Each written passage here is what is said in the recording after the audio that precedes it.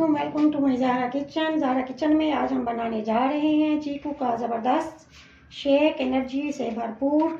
चलें, इसमें हम जो चीज़ हम यूज़ करेंगे वो है ये मेरे पास 4 से 5 अदद चीकू जिन्हें मैं काट लिया है, 4 से 5 अदद खजूर है, इन्हें भी बड़ी काट लें, 1 गिलास दूध, और ये है मेरे पास ओल पर की बलाई। अगर आपके पास ये नहीं है तो घर में जो बलाई बनाते हैं वो भी आप इसमें 3 से 4 चम्मच यूज़ कर सकते हैं।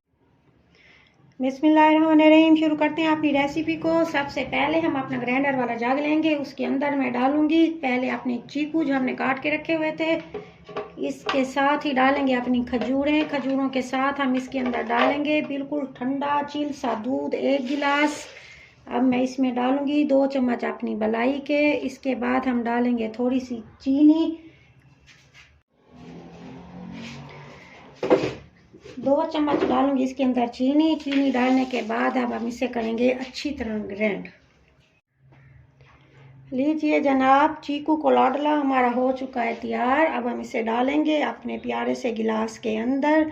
अब इसके अंदर रखेंगे अपना एक प्यारा सा स्ट्रॉ।